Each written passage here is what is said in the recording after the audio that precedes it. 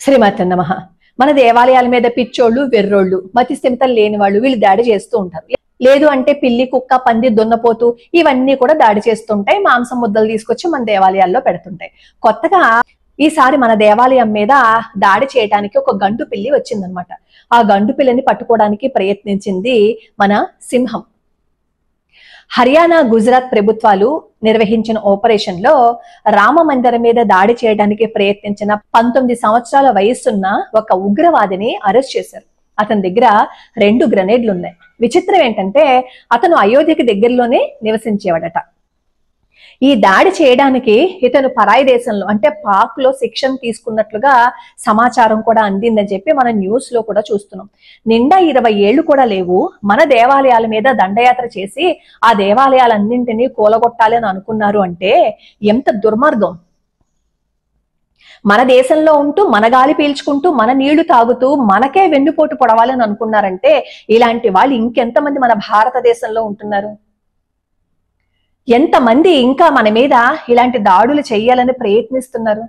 భగవంతుడి దయ వల్ల అక్కడ యోగి ఆదిత్యనాథ్ గారి ప్రభుత్వము, అక్కడ ఇంటెలిజెన్స్ వాళ్ళు వీళ్ళందరూ చాలా సమయస్ఫూర్తిగా వ్యవహరించారు కాబట్టి పెద్ద ఎత్తులో మనకి నష్టం జరగకుండా కాపాడబడింది. కుంభమేళాలో కూడా అంతే కదా. ఆ మధ్యలో వార్తలు వచ్చాయి, కుంభమేళాలో ఎవరో దాడి చేయడానికి ప్రయత్నిస్తున్నారని చెప్పి వార్తలు వచ్చాయి కదా. నిజంగా కుంభమేళాలో 60 కోట్ల మంది స్నానం చేశారు. యోగి ఆదిత్యనాథ్ గారి ప్రభుత్వం గురించి నోటుకొచ్చినట్టు వాగి నోటుకొచ్చినట్టు మాట్లాడారు కదా. నిజంగా ఆ 60 కోట్ల మంది అక్కడ స్నానానికి వెళ్ళినప్పుడు పుకార్లు వచ్చిన విధంగానే ఏదైనా దాడి జరుగుంటుంటే ఎంత ప్రమాదం జరుగుండేది. అన్నింటినీ సమన్వయపరుచుకుంటూ అన్నింటినీ సమర్థించుకుంటూ ఎవరికి ఏ ఇబ్బంది కలగకుండా జాగ్రత్తగా ఇంచి చూసి చాలా జాగ్రత్తగా అడుగులు వేసి వచ్చిన అందరినీ చాలా క్షేమంగా పంపించారు, ఒక 30 మందిని తప్ప. అలాంటి యోగి ఆదిత్యనాథ్ గారి మీద నోటికి వచ్చినట్టు మాట్లాడారే. సరిగ్గా 26వ తారీఖు కదా ఈ కుంభమేళ అయ్యింది. ఇప్పుడు ఈ రోజు 4వ తారీఖు అంటే ఎన్ని రోజులైంది? 6 రోజులైంది. ఇతను రెక్కి నిర్వహించేట అయోధ్య ఆలయం మీద దాడి చేయడం కోసం. ఈ కుంభమేళా నుంచి వచ్చిన వాళ్ళందరూ కూడా అయోధ్య రామ మందిరానికి వెళ్ళాలని అనుకున్నారు కదా. ఈ రెక్కి నిర్వహించిన ఈ వ్యక్తి ఇంకొక 6 రోజుల ముందు ఇలాంటి దాడి చేసి ఉండుంటే ఏం జరిగేది ఒకసారి ఆలోచించండి. పరమత సహనం వాళ్ళు కూడా మన వాళ్లే అంటారు కదా. ఇప్పుడు వాళ్ళు ఏం చేస్తున్నారు? మన మీద దాడి చేయాలని ప్రయత్నించలేదా? అక్కడ దాడి జరిగితే ఎంత ప్రమాదం ఉండేది, ఎంత ప్రమాదం సంభవించేది. అసలు రామాలయం నిర్మాణం జరుగుతున్న దగ్గర నుంచి ఏడుపులు. మన వాళ్లే విచిత్రంగా రామాలయం తీర్పు వచ్చేటప్పుడు నేను ముందు రోజే మసీదులో ఉన్నాను, నాకేం అనిపించలా, ఏ తీర్పు వచ్చినా నేను స్వాగతిస్తాను అని కొంతమంది. అసలు నరేంద్ర మోడీ గారు అక్కడ ప్రతిష్ట చెయ్యొచ్చా అని కొంతమంది. అసలు రామ మందిరాన్ని ఎవరు కట్టమన్నారు అని కొంతమంది. మన వాళ్లే మన మీద దుమ్మెత్తి పోసేస్తే పరాయి వాళ్ళు అన్నారని బాధపడ్డం దేనికి? మన వాళ్లే అలుసిచ్చేశారు. రామ మందిరం నిర్మాణం జరిగిన తర్వాత పరాయి మతస్థులు ఏమన్నారు? మేము ఎప్పటికైనా మా ప్రార్థనా కట్టడాన్ని అక్కడ మేము నిర్మించుకుంటా ఉన్నారు. ఇప్పుడు నిజంగా అక్కడ హర్యానా, గుజరాత్ ప్రభుత్వాలు ఏదైతే టాస్క్ ని నిర్వహించారో, ఏదైనా ఆపరేషన్ చేశారో అది వాళ్ళు సమర్థవంతంగా చాలా చాకచక్యంగా నిర్వహించి ఉండకపోతే పరిస్థితి ఏమయ్యి ఉండేది ఒక్కసారి ఆలోచించండి. ఊహించడానికే భయం వేస్తుంది కదా.